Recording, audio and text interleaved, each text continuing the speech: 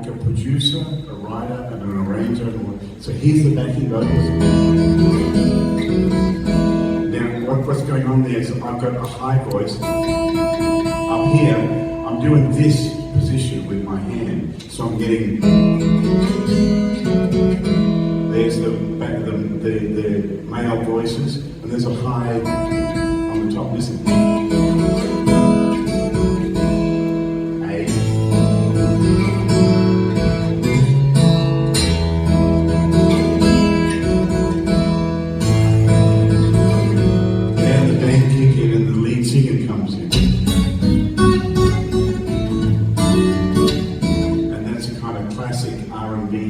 Approach. And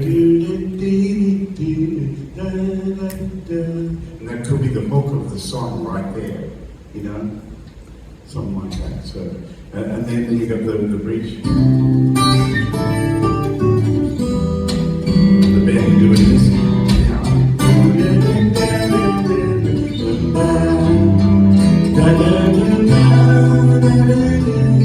There's a vocal line there.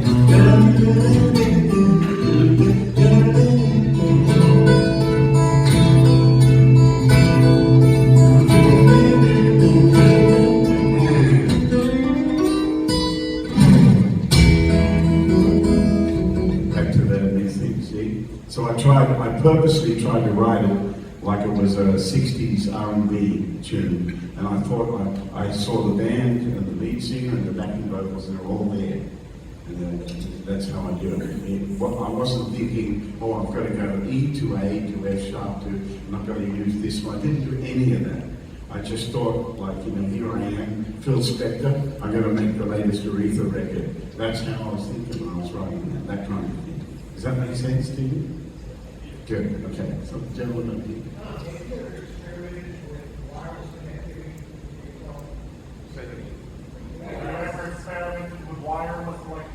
Thank you, yes. I have, I used to do that back in the late 80s, early 90s. Everything was wireless on stage.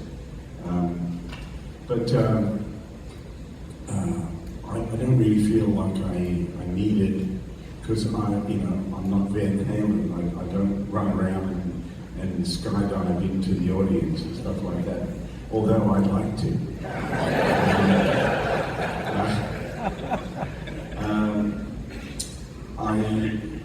This is all I need, really. But I've been thinking about that kind of stuff, and every now and again I mention it. And the reason that I don't do it is because the way that we do things works so well and is so reliable.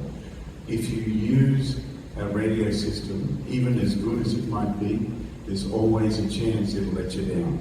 Or somebody will go by in a taxi or a plane and say, this is Costa Bravo, Albert, blah, blah, blah, 690, which runway will I use? And the audience will be saying, how did he do that?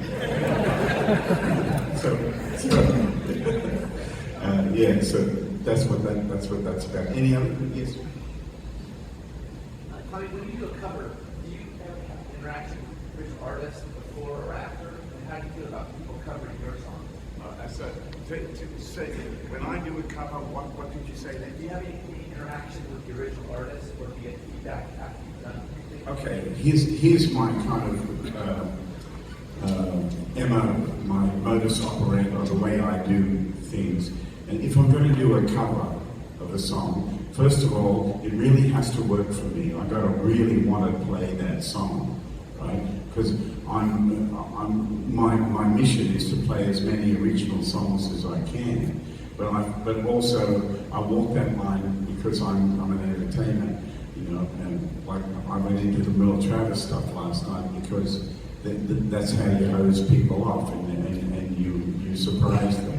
Plus there were a lot of people from Kentucky, and I was at the Ryman Auditorium. There's plenty of good reasons to do that, right?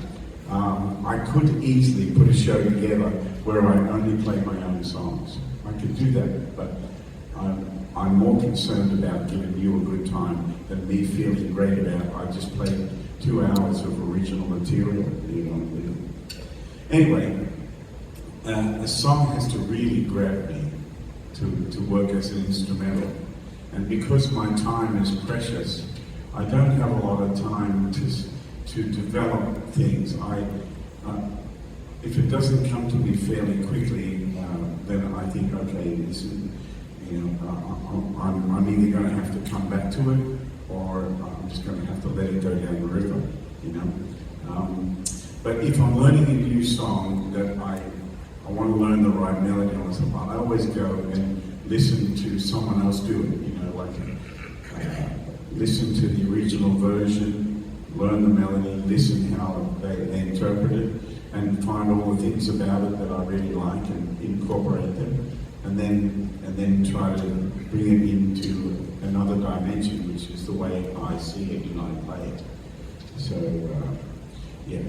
People say, well, why don't you do Freebird, man? Or why don't you do, you should do this song. And people are always giving me advice about what I should be doing, right? But what they don't know is that not all songs work as instrumentals. It has to be powerful. There can be no room for anything lukewarm in the show. Lukewarm does not work in a show. Everything has to be red hot or get the hell out of there. You know what I mean? So even when I slowed down, I played my song "Stay Close to Me" last night, and that was at the right time in the show when the dust had started to settle from the half an hour of hosing the hell out of you. Right now, I'm going to reach deep inside you, and you're just going to kind of fall into what I'm doing.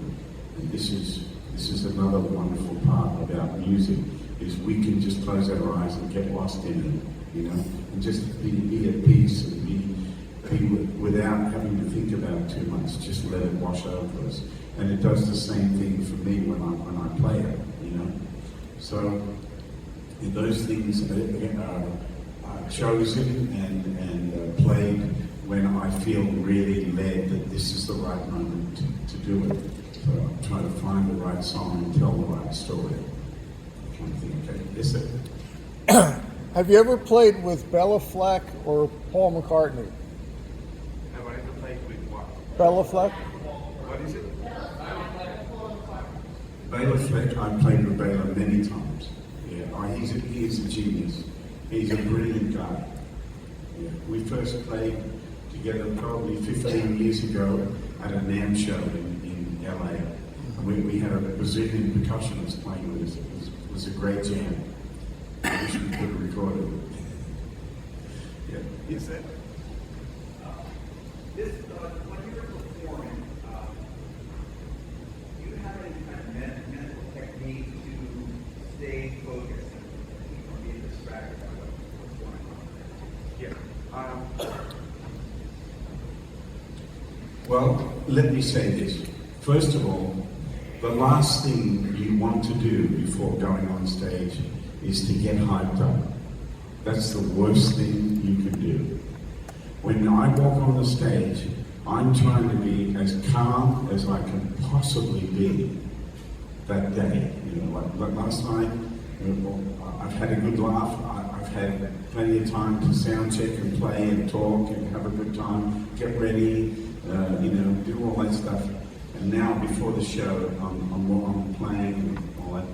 But I get into a really calm space, because you cannot play well and you cannot put something together and let it flow through you if your mind is racing. Your mind is full of too many ideas at once.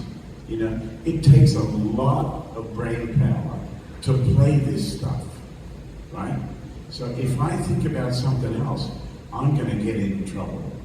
So let me tell you, my number one rule on stage to myself is 100% concentration. Never let it go. The moment I start thinking about stuff, I immediately go, shit, is this the second or third chorus? You know what I mean? Straight away. And if I catch myself doing it, I'm like, you idiot. Stay focused. That's stay there. The moment, because I can play a song and think about something else, that's dangerous, especially on stage. Because there can't be any part where you go, wow, he looks a little lost up there, or something, you know. You don't want that, you know.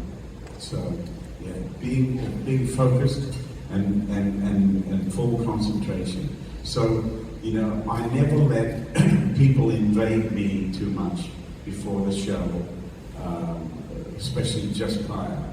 You know.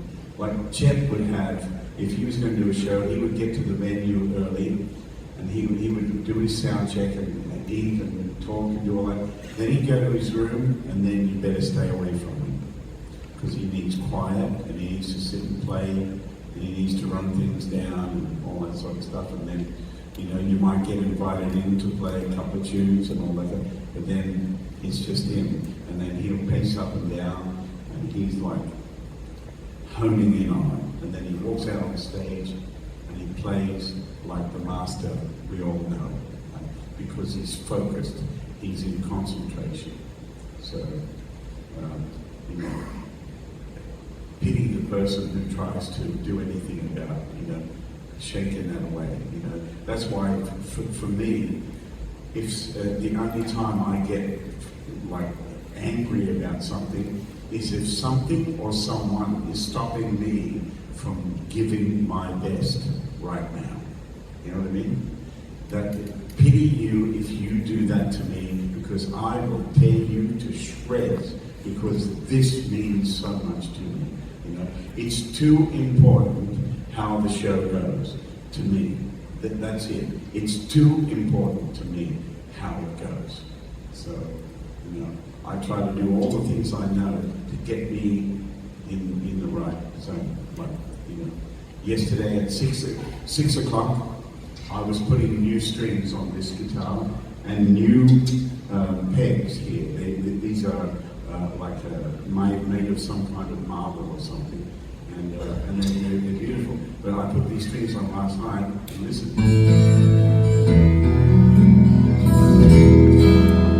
They sound so good. These are my Martin strings.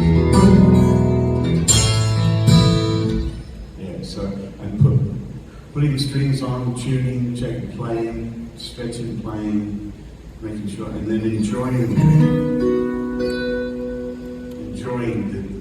the feeling of playing really in tune. All that's all part of the ritual of getting yourself in the right place. So, what did he say?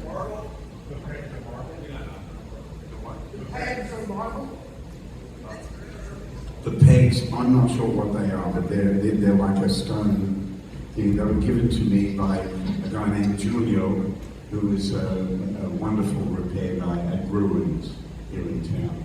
And he gave me those, and I have them on the other guitar that I played, the tall fiddler and stuff, the cutaway. I have it on that. And I don't really know if it makes a lot of difference, but I like the feel and the sound of it.